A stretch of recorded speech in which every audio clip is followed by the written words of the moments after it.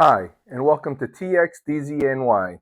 On today's show, I'm going to be ranking my top 10 favorite Walt Disney World thrill rides. So let's get this list started. So what I'm going to be factoring in on this list is obviously thrill, since I'm only going to be ranking the thrill rides.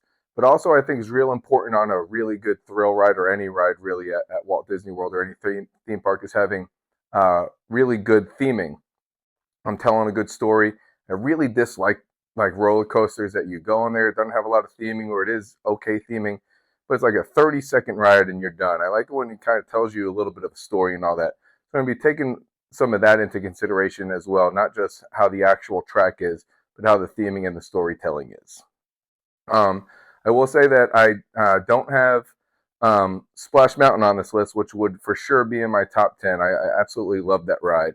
Um, and I'm a huge Princess and the Frog fan as well. So I'm really excited to see how Tiana's Bayou Adventure turns out. But I have no doubt that'll be in my top 10, being that Splash Mountain. I'm sure it's going to be a very, if it's not the exact same track, very similar. I love the ride and how it told the story. I'm sure it'll be even better once it's Tiana's Bayou Adventure. So that ride I do expect when it comes out this summer to be in this top 10, but obviously I'm going to be leaving it out since I haven't wrote it yet. So I'll get this list started. At 10, I'm going to have Test Track. Test Track's located in Epcot.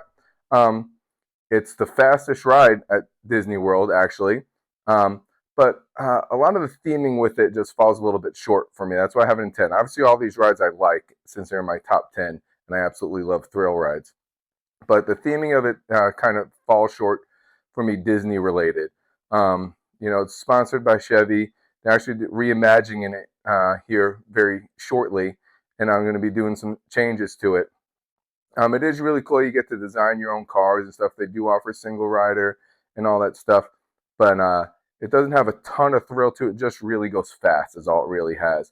You compare it to like the Cars Riding Cars Land, and the theming is just so vastly better out there, and it's on like a similar track, if you want to kind of say like that. So the theming of it falls short, but it is a good thrill ride because of the speed it goes.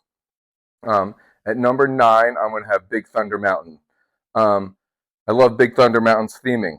It's very, very cool. It looks like you're in the hills of a desert somewhere, and the ride itself is really, really fun as well. You get some really good views even when you're on that ride. When you're doing one of your ascents, you actually get a good view of Cinderella Castle.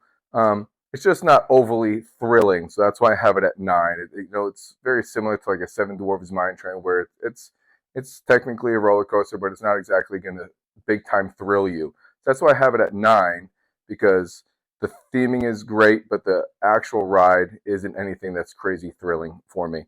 But it's a ride that we absolutely love. At 8, I'm going to have Tron. So I've only rode Tron a couple times.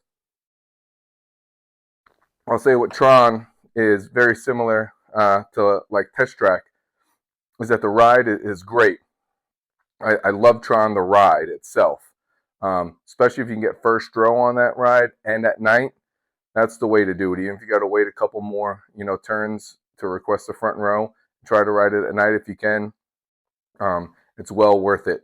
Not all roller coasters or thrill rides are best in the front row, but Tron for sure is. But same thing, the theming of it kind of falls a little bit short. Tron itself isn't exactly this big blockbuster movie of Disney's, so it doesn't have a lot of theming. It does fit with the whole Land of Tomorrowland back there, so I think its spot back there is great. Just the thrill of the ride is unbelievable. It's very smooth. The way you sit is a little thrilling. Not the most comfortable, but it's still fun. And but the theming just isn't anything great there. So that's why I have it sitting at number 8, because the ride itself is great, but the theming isn't anything worth talking about. At 7, I'm going to have Slinky Dog. Slinky Dog is it's right there in the middle of the pack, because it's right there in the middle of the pack for everything for me. It falls a lot with like Big Thunder Mountain, where the ride itself isn't that thrilling, but I do love the theming of it. As far as theming goes for a thrill ride at Disney World, Slinky Dog is right up there with some of the best of them.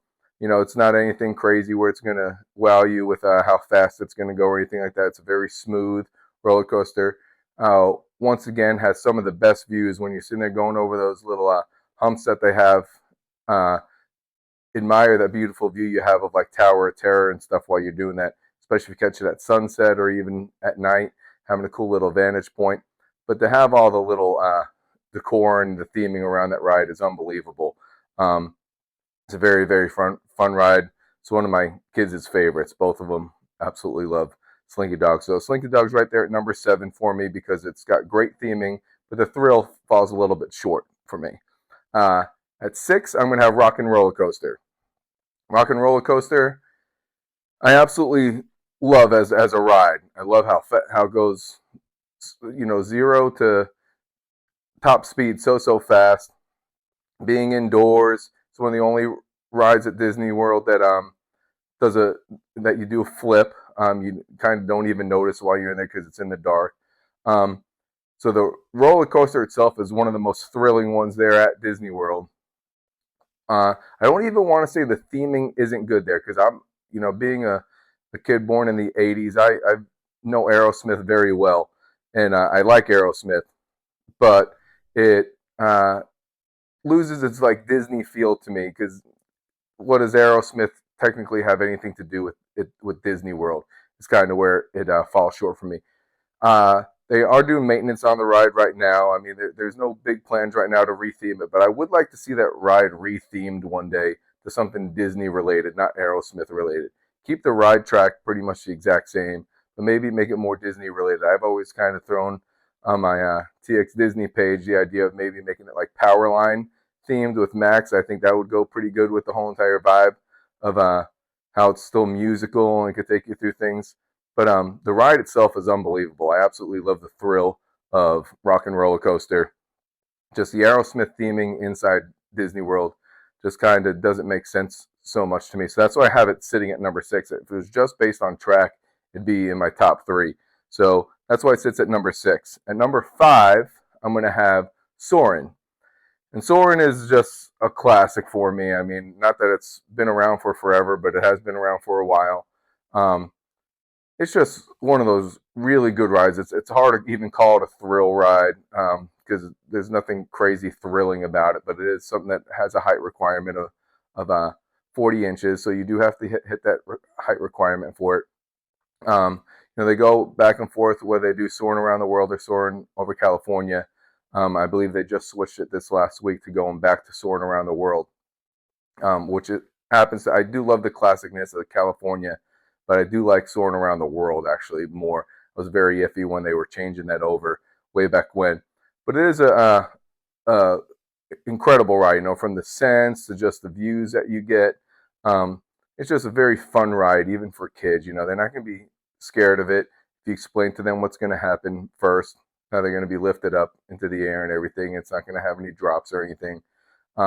It's just a very beautiful, common ride. Little thing we like doing is, taking off our shoes or something, or if I'm wearing sandals, take off my sandals and feeling that breeze on your feet and everything. It's kind of fun. So it's just a ride that we do. It's one of our first rides we normally do every single Epcot day. We try to do Soarin' as early as we can to like jumpstart that Epcot day. So it's always going to be a favorite of mine. At number 4, I'm going to have Flight of Passage.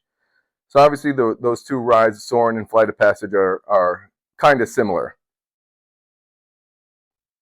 being that it's rides that you're not really on a track. You're being put up into a screen and kind of like you're flying. Flight of Passage, I just think, is next level. It's newer, so the technology with it is quite a bit better.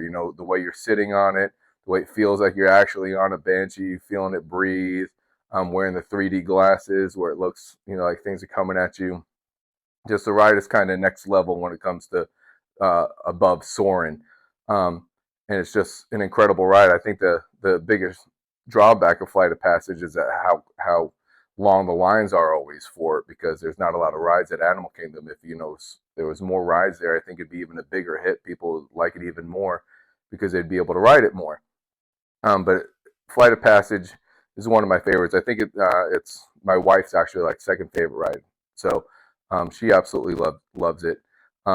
My kids aren't tall enough for Flight of Passage yet because of the way you have to sit on it and everything like that. So we're still waiting to see how they'll like it in upcoming visits. They still won't be tall enough for it when we have a trip coming up here very soon. So we can't wait to take them on Flight of Passage, but it's a ride that we absolutely love and is a must-do on our Animal Kingdom days. At number 3, I'm going to have Tower of Terror. Tower of Terror is one of my favorite rides ever, so he's sitting there at ranking number 3.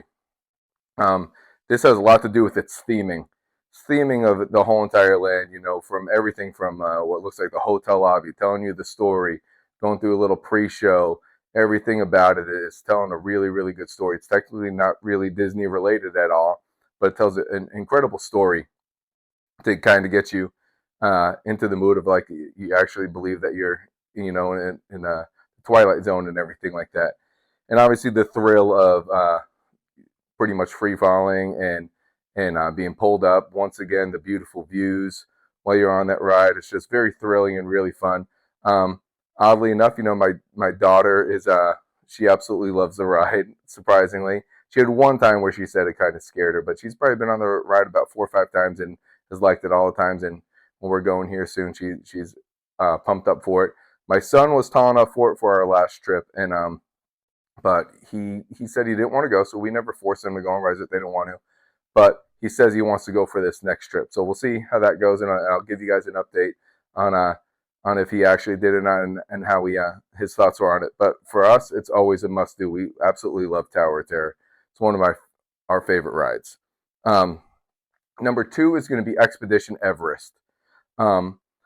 Expedition Everest is one of the few that's like almost feels like a legit roller coaster there at Disney World. Theming really isn't anything Disney related, but it's great theming, from making you feel like you're actually in Nepal going up Everest. The whole pre ride in the queue is making you believe that you're actually going up Everest and all this other stuff. And the ride is just very thrilling, very Universal Studios like in a roller coaster wise. And absolutely love the theming within the ride, how it looks like the track ends, the Yeti's coming and getting you, and you're barely missing them. It has several big drops. It catches some speed. You got beautiful views on the whole ride. So it's always going to be a top ride for us. And oddly enough, it's a relatively easy ride to get on, especially if you can do single rider. You can sometimes just walk right on that ride. And then if you're using, it's not a hard Genie Plus to get as well. And even the standby lines are rarely anything crazy long if you go during a normal time.